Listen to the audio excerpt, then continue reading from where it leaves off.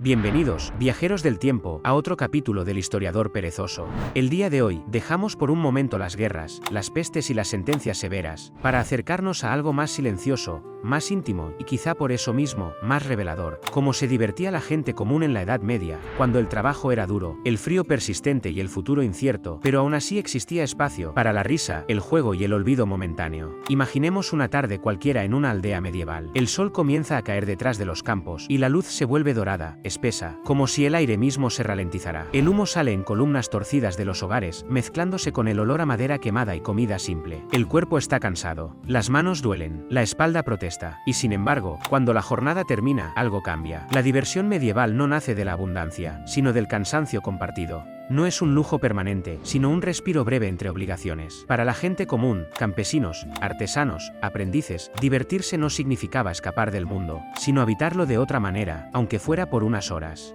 El fuego del hogar, por ejemplo, no solo calentaba, reunía. A su alrededor se contaban historias, se exageraban anécdotas, se reían errores pasados. Las sombras proyectadas en las paredes de madera parecían moverse al ritmo de las voces, creando un teatro improvisado que no necesitaba escenario. En un mundo donde pocos sabían leer, la palabra hablada era una forma central de entretenimiento. Relatos transmitidos de generación en generación, cuentos exagerados, historias de santos, de demonios, de animales astutos que burlaban a poderosos torpes. No importaba tanto la veracidad como la capacidad de mantener despiertos a quienes escuchaban. La risa, cuando aparecía, era fuerte, sincera, casi liberadora. La música también estaba presente, aunque no como espectáculo refinado. Instrumentos simples, gastados por el uso, producían sonidos ásperos, rítmicos. Un tambor improvisado, una flauta de madera, una cuerda tensa vibrando en el aire frío. El ritmo no buscaba perfección, sino acompañar el movimiento del cuerpo. Bailar no era una coreografía elegante, sino un sacudirse el cansancio, un afirmarse todavía vivo.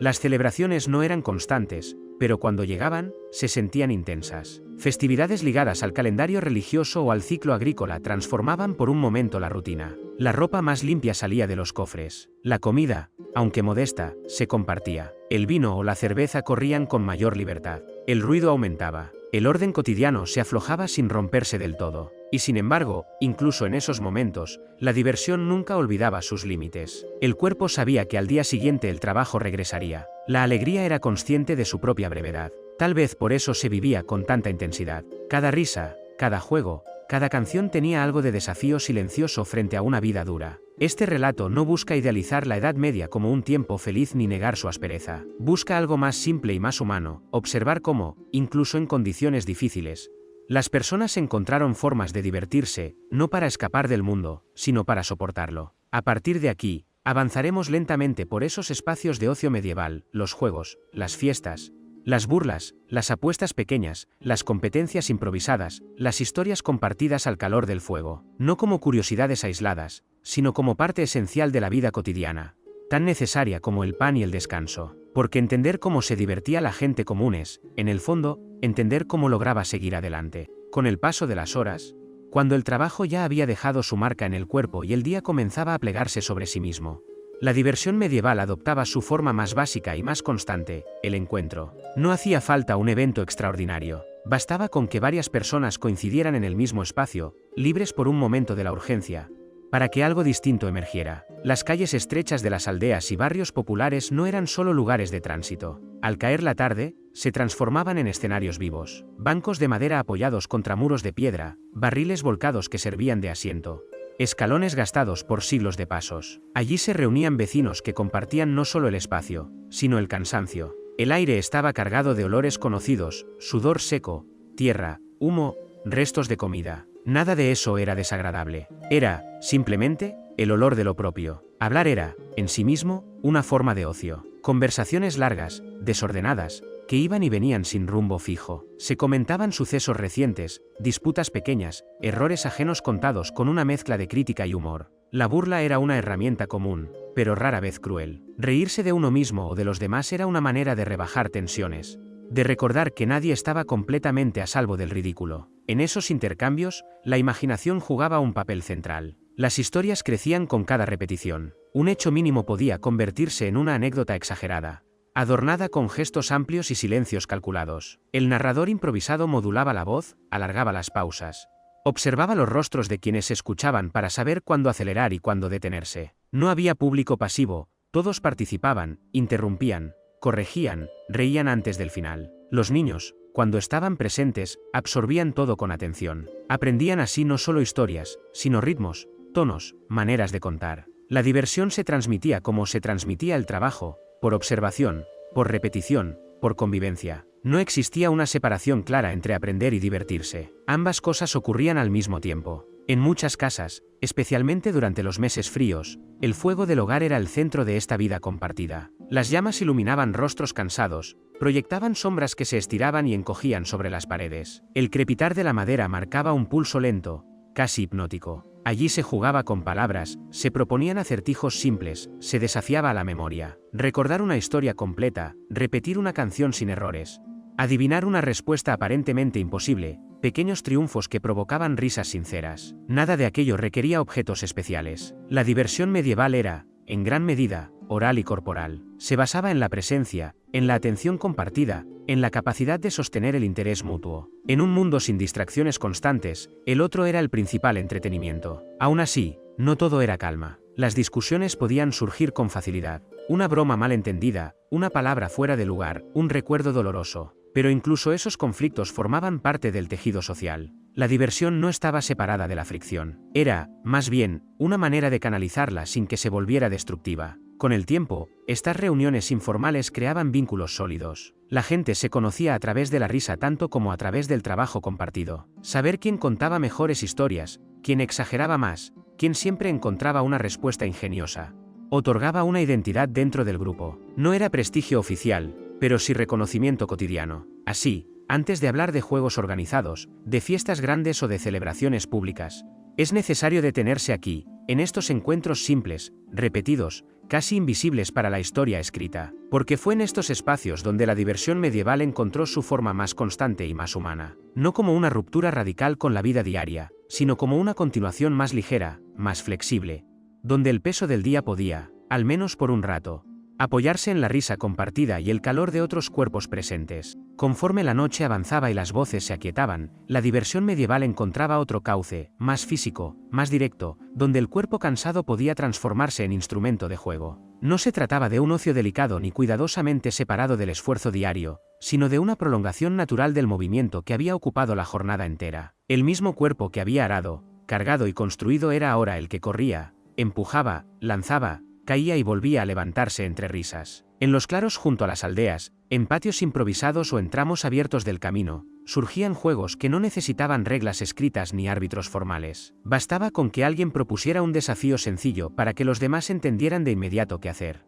Correr más rápido que otro, derribar a un oponente con el propio peso, lanzar una piedra lo más lejos posible, mantener el equilibrio sobre un tronco húmedo. El objetivo no era la victoria permanente, sino el momento compartido. El suelo, casi siempre irregular, devolvía al cuerpo una sensación constante de inestabilidad. La tierra estaba dura o embarrada, fría incluso en verano, y cada caída dejaba marcas que se sentían al día siguiente. Pero nadie parecía preocuparse demasiado por eso. El dolor leve era parte del juego, una continuación aceptada del esfuerzo cotidiano. Reírse mientras se limpiaba el barro de la ropa era una forma de recordarse que no todo golpe era castigo. Estos juegos no distinguían con claridad entre edades ni estatus. Los jóvenes competían con una energía desbordante, pero los adultos también participaban, midiendo fuerzas con una mezcla de orgullo y humor. Ganar no otorgaba premios materiales importantes, pero sí algo más sutil, reconocimiento, una breve sensación de dominio sobre el propio cuerpo, una historia que contar después junto al fuego. El movimiento colectivo generaba calor, incluso en noches frías. La respiración agitada,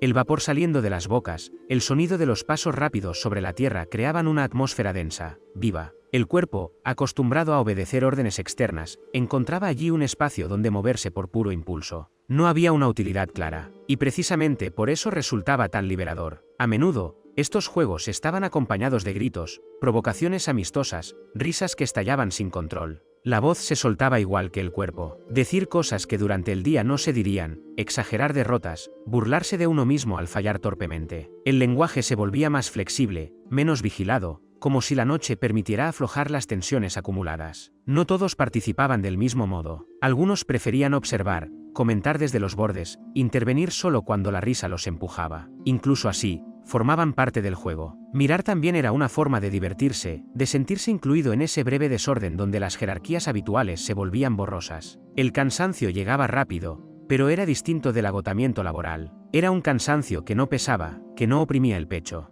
Al detenerse, el corazón latía fuerte, la piel ardía levemente, y una sensación de satisfacción recorría el cuerpo. Por un momento, el esfuerzo había sido elegido, no impuesto. Esa diferencia, aunque mínima, lo cambiaba todo. Con el paso de los minutos, los juegos se apagaban de manera natural. No había finales formales. Alguien se sentaba primero, otro lo imitaba, las voces bajaban de volumen. El grupo comenzaba a dispersarse lentamente, como si todos entendieran sin necesidad de decir lo que ese momento había cumplido su función. Estos juegos simples, casi invisibles para los cronistas, fueron una parte esencial de la diversión medieval. No dejaron registros escritos ni representaciones solemnes. Y sin embargo, sostuvieron algo fundamental, la relación entre el cuerpo y el placer de moverse sin propósito productivo. Porque en un mundo donde casi cada gesto debía justificarse por su utilidad, correr sin motivo, empujar sin necesidad, reírse al caer eran actos pequeños, pero profundamente humanos. Y mientras el suelo volvía a enfriarse bajo los pies descalzos y la noche avanzaba, esa alegría física, breve y compartida, se integraba al recuerdo colectivo, lista para repetirse cuando el cuerpo, una vez más, lo necesitara. Cuando el cuerpo ya no pedía movimiento, cuando las piernas comenzaban a pesar y la respiración volvía a su ritmo habitual, la diversión medieval encontraba refugio en algo más pausado, pero no menos intenso, el juego de la mente. No una actividad abstracta ni intelectualizada, sino desafíos simples, nacidos de la observación, la memoria y la astucia cotidiana, que permitían competir sin correr, sin caer, sin forzar músculos cansados. En el interior de las casas, donde la luz era escasa y el fuego ofrecía un resplandor irregular, se improvisaban juegos que dependían casi por completo de la palabra y la atención. Adivinanzas, por ejemplo, formuladas con imágenes tomadas del mundo inmediato, animales del campo, herramientas gastadas, fenómenos del clima. No eran enigmas elegantes, sino preguntas ásperas, a veces burlonas, que obligaban a mirar la realidad desde otro ángulo. Resolverlas provocaba una satisfacción silenciosa, un sentir orgulloso que no necesitaba aplausos. La memoria también era puesta a prueba. Recordar listas de palabras, fragmentos de historias, secuencias de hechos exagerados a propósito para confundir. El error generaba risas, pero no humillación. Olvidar era parte del juego, una excusa para volver a empezar. En un mundo donde casi nada se escribía para la gente común, la mente era el principal archivo, y entrenarla podía ser tanto una necesidad como un entretenimiento. Algunos juegos se basaban en la rapidez verbal. Responder sin pensar demasiado, encadenar palabras, repetir frases cada vez más largas sin equivocarse. La voz se volvía protagonista, subía y bajaba, se aceleraba, se trababa. Cuando alguien fallaba, el grupo reaccionaba con carcajadas breves, no crueles, más cercanas a un alivio colectivo que a una burla directa. Estas actividades tenían algo profundamente igualador. No importaba la fuerza física ni la resistencia. Un niño podía superar a un adulto. Una mujer podía imponerse con ingenio. Un anciano, cuya memoria acumulaba años de historias, podía dominar el juego sin esfuerzo aparente. La diversión se desplazaba del cuerpo a la mente, y con ello cambiaban las jerarquías habituales. El ambiente era íntimo. El crujido del fuego, el olor de la madera quemándose lentamente, el sonido lejano del viento golpeando contra las paredes. Las sombras parecían escuchar también, alargándose cuando alguien hablaba y encogiéndose cuando el silencio volvía. Cada pausa era parte del ritmo. Nadie sentía la necesidad de llenarlo todo con ruido. A veces, estos juegos se mezclaban con apuestas mínimas. Un trozo de pan, un sorbo de bebida, el derecho a elegir la siguiente historia. Nada que pudiera generar conflicto real. Lo importante no era ganar algo, sino añadir una capa de tensión ligera, suficiente para mantener la atención despierta. Con el paso del tiempo, estas prácticas se volvían rituales informales. Se repetían noche tras noche, con variaciones pequeñas. Las mismas adivinanzas regresaban, pero nunca exactamente iguales. Las respuestas se afinaban, las trampas se volvían más sutiles. La diversión no estaba en la novedad absoluta, sino en el reconocimiento, en saber que venía y aún así disfrutarlo. En estas escenas tranquilas se revela algo esencial sobre la diversión medieval. No necesitaba estímulos constantes ni sorpresas espectaculares. Se sostenía en la presencia compartida, en la capacidad de prestar atención durante largos minutos, incluso horas. Algo que hoy resulta difícil de imaginar, pero que entonces era natural. Cuando la noche se hacía más profunda y el cansancio mental comenzaba a sentirse, los juegos se disolvían sin ceremonia. Alguien bostezaba, otro se levantaba lentamente. Las palabras se volvían más escasas. El fuego se avivaba por última vez antes de apagarse. Cada uno se retiraba con la sensación de haber participado en algo pequeño, pero completo. Así, entre palabras, silencios y miradas cómplices, la diversión medieval encontraba una de sus formas más duraderas. No dejaba huellas visibles, no requería objetos especiales, pero fortalecía algo fundamental, la capacidad de compartir el tiempo sin urgencia, de encontrar placer en el simple ejercicio de pensar juntos, mientras afuera la noche cubría la aldea y el mundo parecía, por un momento, menos pesado. Cuando la diversión dejaba el espacio íntimo del hogar y se desplazaba hacia lo colectivo, adoptaba una forma más ruidosa, más imprevisible, profundamente ligada al calendario. Para la gente común de la Edad Media, el tiempo no era una línea uniforme, sino una sucesión de tensiones y liberaciones. Y pocas cosas representaban mejor esa liberación que las fiestas ligadas a lo religioso y a lo agrícola, momentos en los que el orden cotidiano se aflojaba sin romperse del todo. El año estaba marcado por fechas esperadas con paciencia, no solo por devoción, sino porque traían consigo una alteración del ritmo habitual. El trabajo se detenía o se reducía, las normas se volvían más flexibles. El cuerpo, acostumbrado a obedecer, recibía permiso para soltarse un poco más. El aire mismo parecía distinto en esos días, cargado de expectativa, de un murmullo previo que recorría aldeas y barrios antes incluso de que comenzara la celebración. La mañana de fiesta comenzaba temprano. El frío seguía ahí, la piedra seguía dura bajo los pies, pero la disposición era otra. La ropa más cuidada salía de los cofres. No era lujosa, pero sí distinta, lavada, remendada con atención, reservada para ocasiones que merecían ese esfuerzo extra. El simple gesto de vestirse diferente ya marcaba una ruptura con la rutina. Las campanas sonaban con más insistencia. Su eco recorría los campos y las calles estrechas, convocando no solo a la oración, sino al encuentro. La misa, larga y solemne, era parte de la jornada, pero no la totalidad. El verdadero pulso de la fiesta comenzaba después, cuando la gente se reunía en espacios abiertos, cuando el control se dispersaba entre la multitud. La comida, aunque seguía siendo sencilla, adquiría un valor especial. Pan mejor preparado, algún guiso más abundante, vino o cerveza compartidos con mayor generosidad. El sabor no era solo cuestión de ingredientes, sino de contexto. Comer sin prisa, comer en grupo, comer sabiendo que ese día no habría castigo por demorarse era, en sí mismo, una forma de placer. La música reaparecía con más fuerza. Instrumentos que durante semanas habían permanecido colgados o guardados volvían a sonar. El ritmo se volvía más marcado, más insistente. Los pies respondían casi sin pensar. Bailar en estas ocasiones no era un acto elegante ni ordenado. Era circular, repetitivo, a veces caótico. Cuerpos que giraban, chocaban, se separaban y volvían a encontrarse, levantando polvo del suelo y risas del pecho. Las palabras también cambiaban de tono. Se decían cosas que en otros días habrían sido imprudentes. Bromas dirigidas a figuras de autoridad, burlas suaves, comentarios irreverentes. No era una rebelión abierta, pero sí una válvula de escape. Por unas horas, la jerarquía se volvía borrosa, y eso era parte esencial de la diversión. Estas fiestas no eran un olvido completo del orden, sino una inversión temporal. Se permitía lo que normalmente estaba restringido, precisamente para que el orden pudiera restablecerse después. El exceso tenía límites implícitos, pero dentro de ellos se exploraba con entusiasmo. La risa era más fuerte, el contacto más cercano. El cansancio, al final del día, era distinto, no solo físico, sino satisfecho. Los niños corrían sin supervisión estricta. Los adultos se permitían torpezas. Los ancianos observaban, comentaban, recordaban fiestas pasadas, comparando unas con otras. La memoria colectiva se alimentaba de estas jornadas, que luego serían contadas y recontadas durante meses, incluso años, como puntos luminosos en un tiempo áspero. Nada de aquello era permanente. Al día siguiente, el trabajo regresaría. El cuerpo volvería a doblarse sobre la tierra o el banco de trabajo. Pero la fiesta dejaba algo más que resaca y cansancio. Dejaba la sensación de haber compartido algo intenso, de haber participado en un momento donde la vida se había permitido ser un poco más liviana. Con el paso de los días, ese recuerdo funcionaba como sostén. En jornadas largas y repetitivas, pensar en la última fiesta o en la próxima ayudaba a mantener el ritmo. La diversión medieval, en este sentido, no era solo disfrute inmediato, sino reserva emocional, un pequeño depósito de alegría que se usaba lentamente cuando el mundo volvía a pesar. Así, entre campanas, comida compartida y cuerpos en movimiento, la gente común encontraba una de sus formas más poderosas de diversión, no como evasión total, sino como afirmación colectiva de que, incluso en un mundo duro, había días en los que el tiempo se abría lo suficiente como para respirar distinto.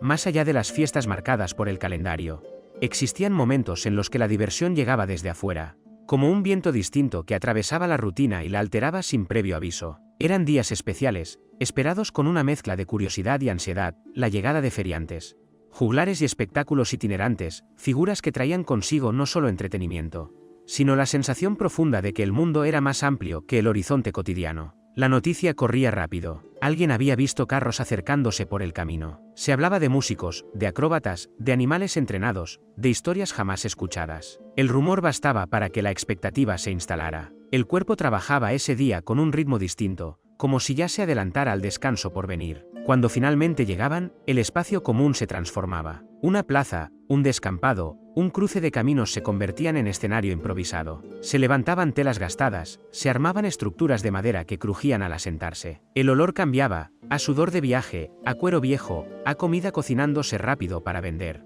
El aire se llenaba de voces nuevas, acentos distintos, palabras que no pertenecían del todo al lugar. El juglar era una figura central. No solo cantaba, contaba historias, exageraba gestos, modulaba la voz para atrapar la atención. Su repertorio mezclaba lo conocido con lo extraño. Relatos de reyes lejanos, de ciudades imposibles, de hazañas que nadie podía verificar. La verdad importaba poco, lo esencial era el viaje mental que proponía. Durante unos minutos, quienes escuchaban no estaban allí, estaban en otro sitio, más grande, más peligroso, más emocionante. La música acompañaba esos relatos como una corriente constante. Instrumentos gastados por el uso, afinados de manera imperfecta, producían sonidos ásperos, pero hipnóticos. El ritmo se repetía lo suficiente como para que el cuerpo lo reconociera. Algunos seguían el compás con el pie, otros con la cabeza. La diversión no siempre exigía movimiento completo, a veces bastaba con dejarse llevar por el sonido. Los espectáculos físicos atraían miradas abiertas, casi infantiles. Saltos, equilibrios precarios, malabares con objetos simples. El riesgo era evidente. Un error podía significar una caída seria. Esa cercanía con el peligro hacía que cada logro provocara un murmullo colectivo, una exhalación compartida.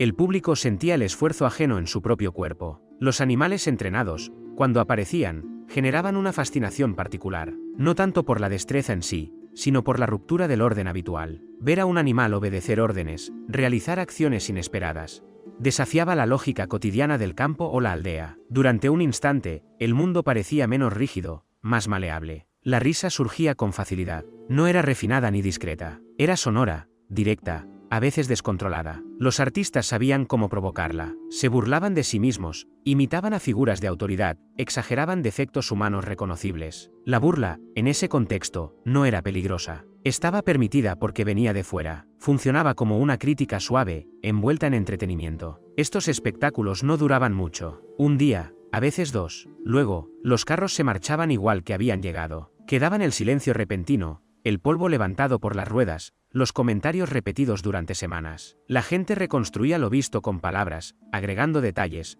corrigiendo recuerdos, exagerando momentos. El espectáculo continuaba así, transformado en relato. La importancia de estas visitas iba más allá del entretenimiento inmediato. Traían novedad, rompían la sensación de encierro, recordaban que existían otros lugares, otras vidas, otros ritmos. Para quienes raramente salían de su entorno cercano, esa apertura momentánea tenía un valor profundo. Con el paso de los días, la rutina volvía a cerrarse. El cuerpo regresaba al trabajo. El sonido del martillo, del arado, del telar retomaba su dominio. Pero algo había cambiado, aunque fuera levemente. La memoria de aquel día distinto quedaba guardada, lista para ser evocada en una noche larga, junto al fuego, cuando alguien dijera, ¿recuerdan cuando vinieron aquellos músicos? Así, la diversión medieval no solo se construía desde dentro, sino también desde lo que llegaba de lejos. En esos encuentros breves con lo itinerante, la gente común encontraba no solo risa y asombro, sino la certeza silenciosa de que el mundo era más amplio de lo que sus ojos veían cada mañana. Y esa certeza, incluso fugaz, era una forma poderosa de alegría. Con el paso del tiempo, la diversión medieval encontraba también refugio en algo más silencioso, más sutil, pero no menos intenso, la burla cotidiana, ese arte de reírse del mundo sin romperlo, de tensar las reglas lo justo para que no se quebraran. No se trataba de una rebelión abierta, sino de un juego constante con los límites, una manera de decir lo indecible sin pagar un precio demasiado alto. La burla vivía en las palabras torcidas, en los apodos, en los comentarios lanzados con una sonrisa que permitía negar la intención si era necesario. En las aldeas y barrios, casi todos tenían un sobrenombre que no figuraba en ningún registro oficial,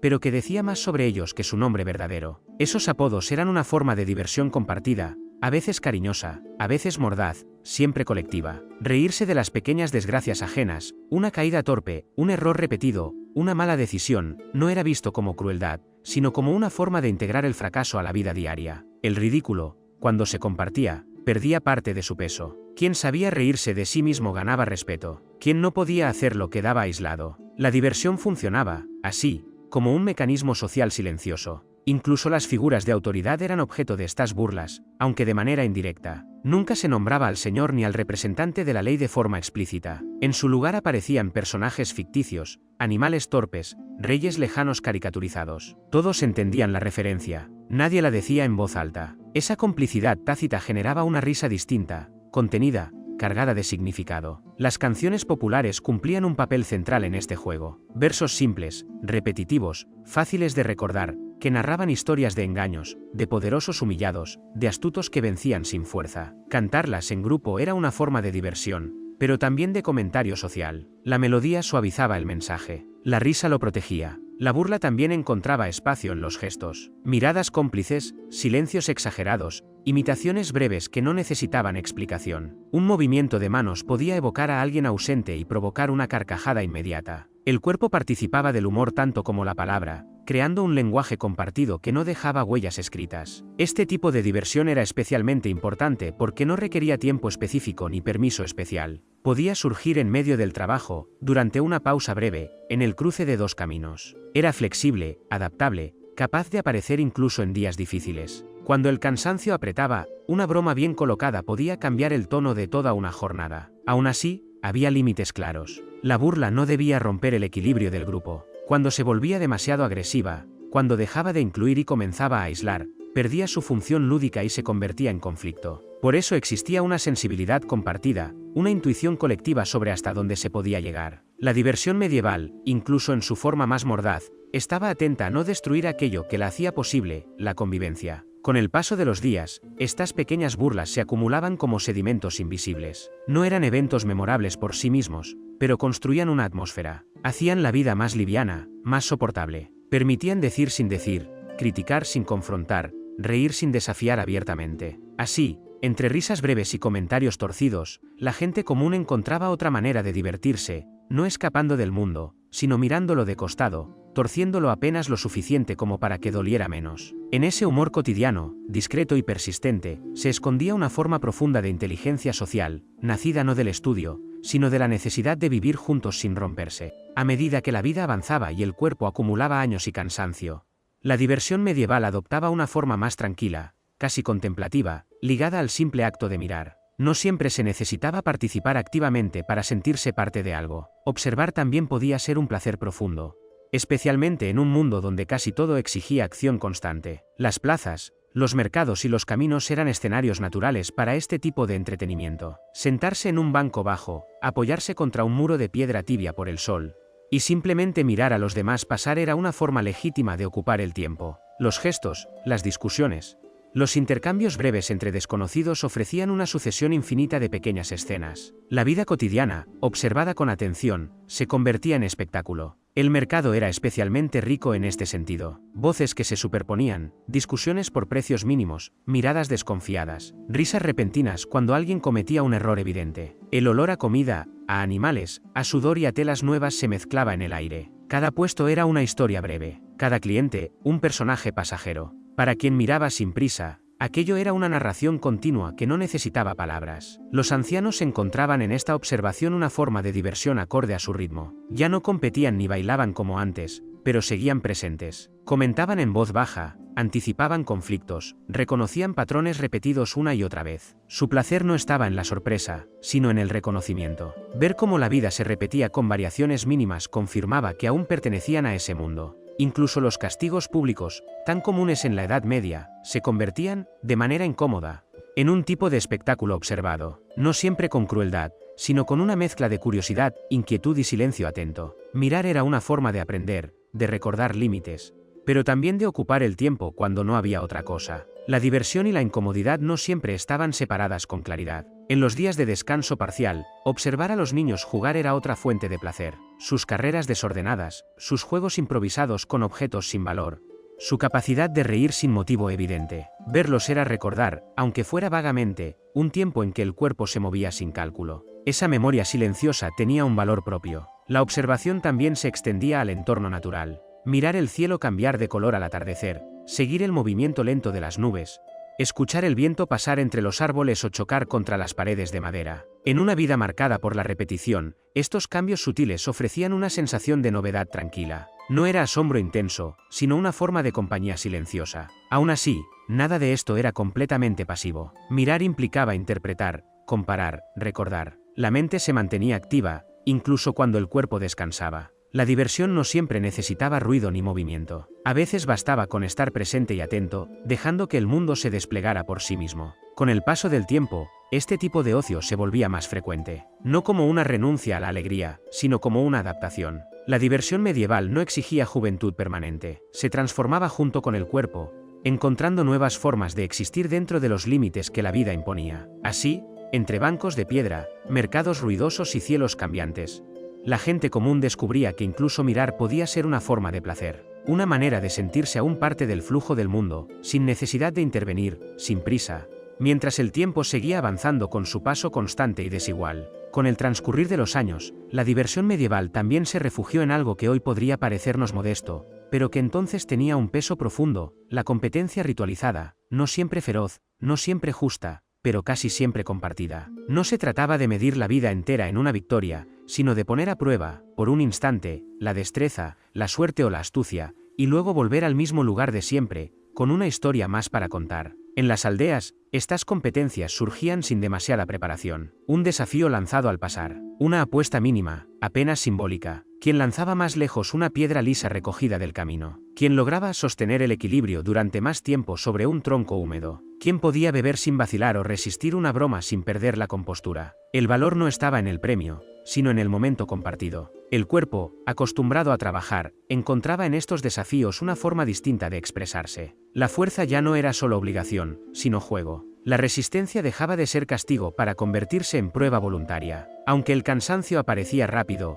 era recibido con risas, con comentarios exagerados, con gestos teatrales que suavizaban cualquier derrota. La suerte también tenía su espacio. Dados tallados de manera irregular, huesos pulidos por el uso, piezas de madera marcadas a mano. Lanzarlos sobre el suelo de piedra o tierra compacta producía un sonido seco, definitivo. El resultado era aceptado con una mezcla de resignación y entusiasmo. Perder no siempre era frustrante, a veces era parte del relato que vendría después. Estas competencias creaban una tensión breve, intensa, que rompía la monotonía. Durante unos minutos, todos miraban lo mismo. El tiempo se concentraba en un gesto, en un resultado incierto. Luego, la tensión se disolvía, dejando un eco de excitación tranquila. Nada había cambiado realmente, pero algo se sentía distinto. Aún así, existían límites claros. Cuando la competencia amenazaba con volverse peligrosa o generar resentimiento real, se detenía. El grupo sabía, de manera casi instintiva, cuando había llegado demasiado lejos. La diversión medieval no buscaba excluir ni humillar de forma permanente. Su función era unir,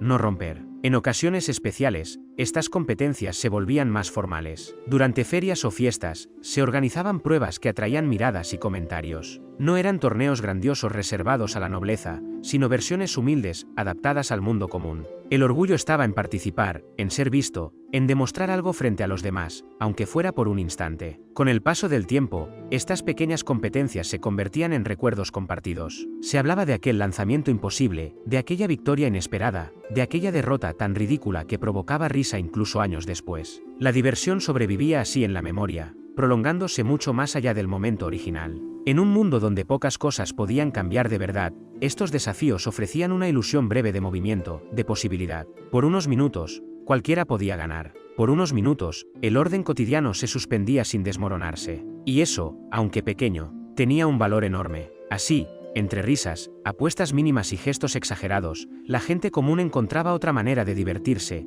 poniendo a prueba lo que tenía, sin grandes expectativas, sin consecuencias duraderas. Solo el placer momentáneo de intentar algo distinto, sabiendo que, al final, todos volverían juntos al mismo camino polvoriento, con el cuerpo cansado y el ánimo un poco más liviano. A medida que el año avanzaba y las estaciones dejaban su marca en el cuerpo y en el ánimo, la diversión medieval adquiría un tono distinto, más íntimo, más ligado a la celebración del ciclo vital. No todo ocio estaba hecho de ruido o movimiento. Había momentos en los que divertirse significaba simplemente reconocer que se había llegado hasta allí, que el tiempo había pasado sin romper del todo a quienes lo habitaban. Las reuniones familiares, por ejemplo, eran una fuente constante de este tipo de disfrute silencioso. No siempre estaban marcadas por grandes acontecimientos. Bastaba con coincidir en una misma casa, alrededor de una mesa baja, con comida sencilla y suficiente. El sonido de los utensilios, el murmullo de conversaciones superpuestas, el crujido de la madera bajo los pasos creaban una atmósfera densa, casi protectora. Allí, la diversión no era estallido, sino continuidad. En esos encuentros, los recuerdos ocupaban un lugar central.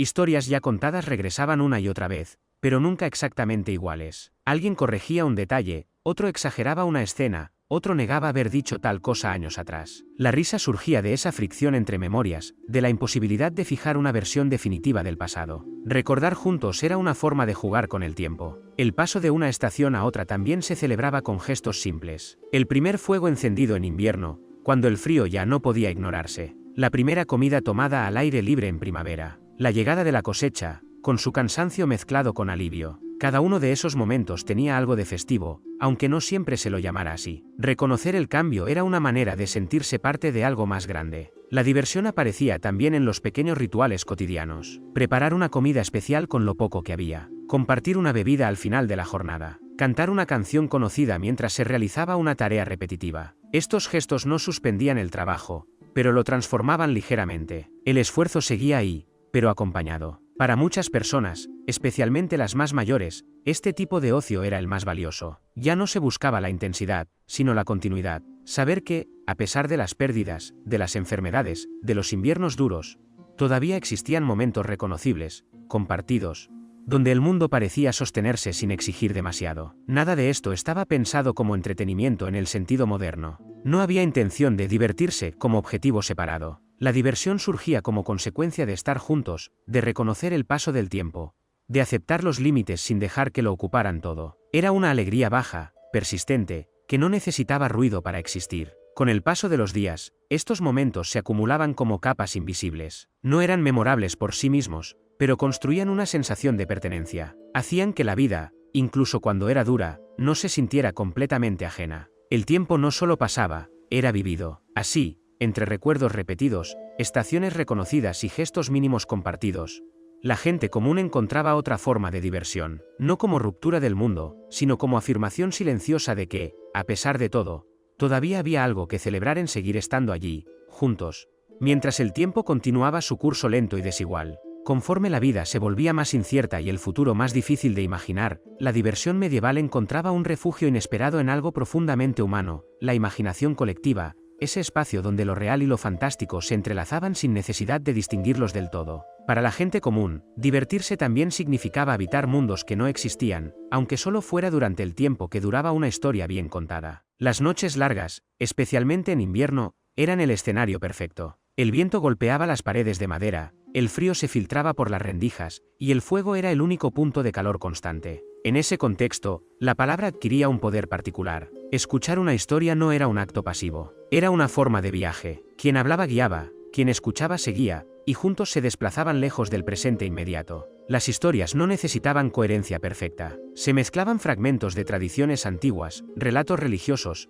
exageraciones personales, recuerdos deformados por el tiempo. Un mismo personaje podía aparecer una noche como héroe y otra como advertencia. No importaba, la diversión estaba en la posibilidad de transformar la realidad, de estirarla hasta que dejara de doler tanto. Los monstruos, los milagros y los lugares imposibles cumplían una función clara. Permitían nombrar miedos que en la vida diaria no podían expresarse. Reírse de un demonio torpe, exagerar la astucia de un animal parlante, imaginar castigos divinos ridículamente desproporcionados era una manera de domesticar lo desconocido. La fantasía no negaba la dureza del mundo, la hacía manejable. Los niños escuchaban con atención absoluta, pero los adultos también, quizá con más escepticismo, quizá con sonrisas contenidas, pero escuchaban igual. La diversión no estaba en creer ciegamente, sino en compartir el juego de creer por un momento. Nadie necesitaba afirmar que aquello era verdad, bastaba con dejarse llevar. A veces, estas historias se representaban de manera improvisada. Gestos exagerados, voces cambiadas, sombras proyectadas contra la pared que sugerían figuras imposibles. El cuerpo volvía a entrar en juego, no como esfuerzo, sino como herramienta expresiva.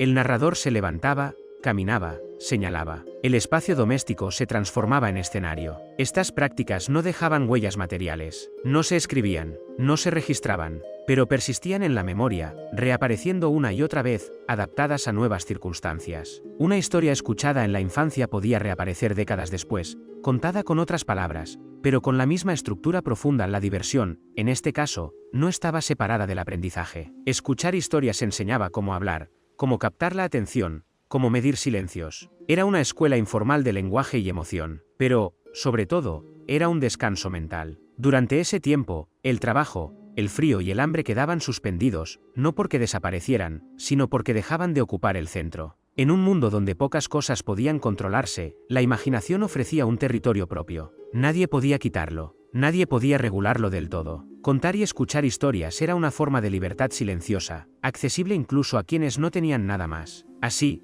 entre llamas bajas y voces que se sucedían una a otra, la gente común encontraba una de sus formas más duraderas de diversión. No dependía del calendario, ni del clima, ni de la llegada de nadie. Bastaba con reunirse, con prestar atención, con permitir que la mente viajara un poco más lejos que el cuerpo. Con el paso del tiempo, cuando la imaginación ya había recorrido mundos imposibles y las palabras comenzaban a agotarse, la diversión medieval encontraba otra vía más discreta, casi invisible, el placer de la repetición compartida. No todo entretenimiento necesitaba novedad. Para la gente común, repetir también podía ser una forma de disfrute, siempre que se hiciera en compañía. Las tareas cotidianas, tan pesadas durante el día, podían transformarse al anochecer cuando se realizaban juntos. Remendar ropa, afilar herramientas, preparar alimentos para el día siguiente. El movimiento era lento, automático, pero la presencia de otros lo cambiaba todo. El silencio no resultaba incómodo. Era un silencio habitado, sostenido por el sonido rítmico de manos trabajando y respiraciones acompasadas. En esos momentos, la diversión no era evidente,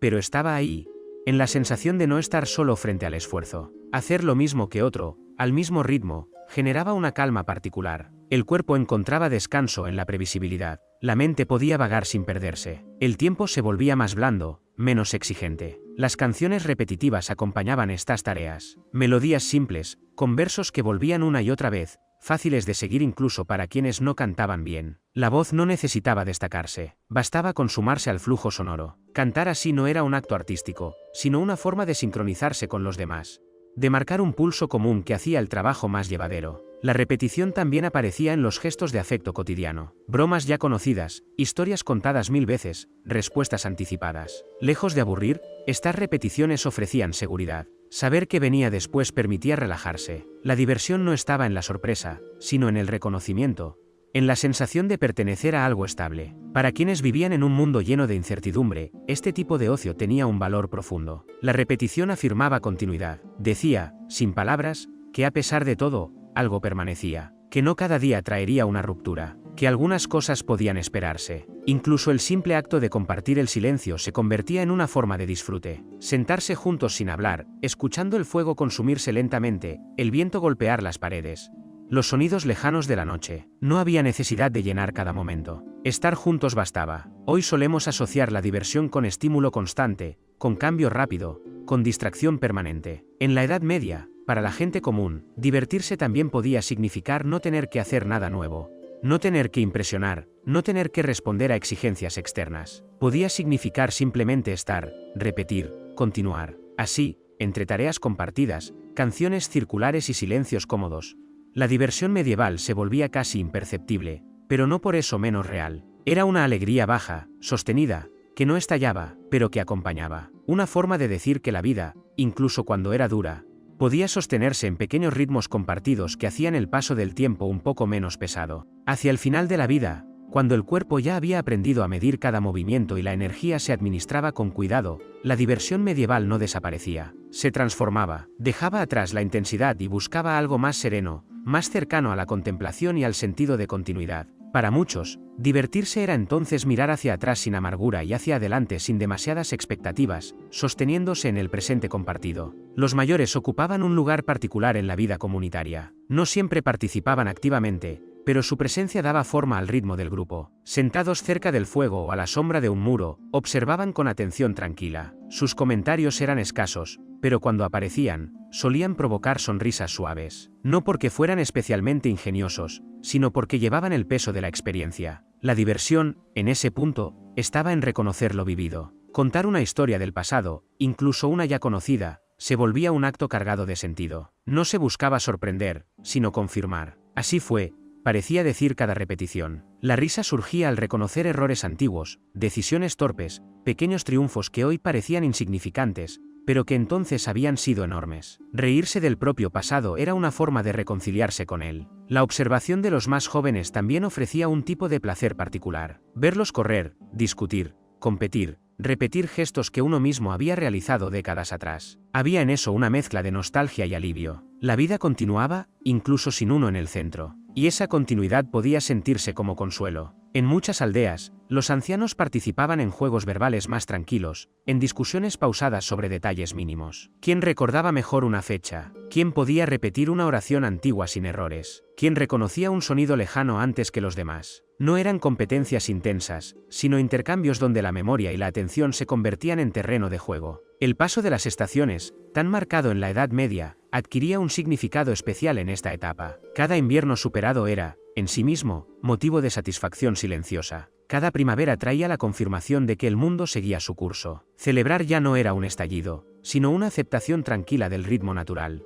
La diversión, entonces, se acercaba mucho a la contemplación compartida. No estar solo, no ser olvidado, saber que, aunque el cuerpo ya no respondiera como antes, todavía había un lugar en el círculo. Escuchar y ser escuchado, mirar y ser mirado. Eso bastaba. Nada de esto estaba exento de tristeza. Las ausencias se sentían con más fuerza. Los nombres que ya no se pronunciaban pesaban en el silencio. Pero incluso esa tristeza encontraba espacio dentro de la diversión transformada. Hablar de quienes no estaban, recordar sus gestos, sus errores y sus risas era una forma de mantenerlos presentes sin dolor excesivo. Así, la diversión medieval cerraba su arco vital sin desaparecer. Desde el juego físico de la juventud hasta la contemplación serena de la vejez, acompañaba cada etapa adaptándose a lo que el cuerpo y la mente podían ofrecer. No como algo separado de la vida, sino como una de sus corrientes más constantes. Y cuando la noche caía y el fuego se consumía lentamente, quedaba esa sensación difícil de nombrar, la de haber vivido dentro de un mundo duro, sí, pero no desprovisto de momentos en los que el tiempo se volvía amable. Momentos que no buscaban ser extraordinarios, sino simplemente suficientes.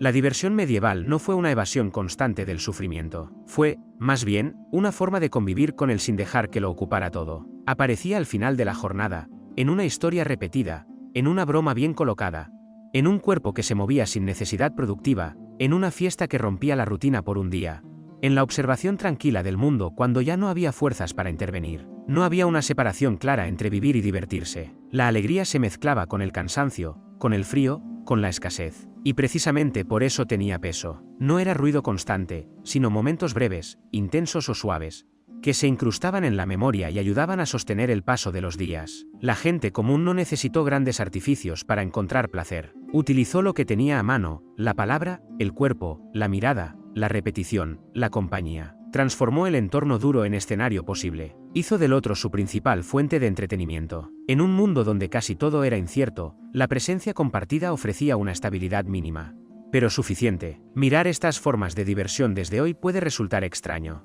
Nos parecen lentas, silenciosas, modestas, pero tal vez ahí reside su fuerza, en la capacidad de encontrar sentido sin necesidad de exceso, en la paciencia para sostener el tiempo sin exigirle siempre algo nuevo. La Edad Media no fue un tiempo alegre en términos modernos, pero tampoco fue un desierto emocional. Entre el trabajo y la obligación, existieron espacios donde la vida se permitía respirar, donde el cuerpo dejaba de ser solo herramienta, donde la mente podía vagar sin miedo, donde el grupo recordaba, una y otra vez, que seguir juntos valía la pena. Y quizá esa sea la enseñanza más profunda que deja este viaje, que incluso en contextos duros, la diversión no desaparece, se adapta, cambia de forma, baja el volumen, se vuelve discreta, pero persiste, porque no es un lujo, sino una necesidad humana básica.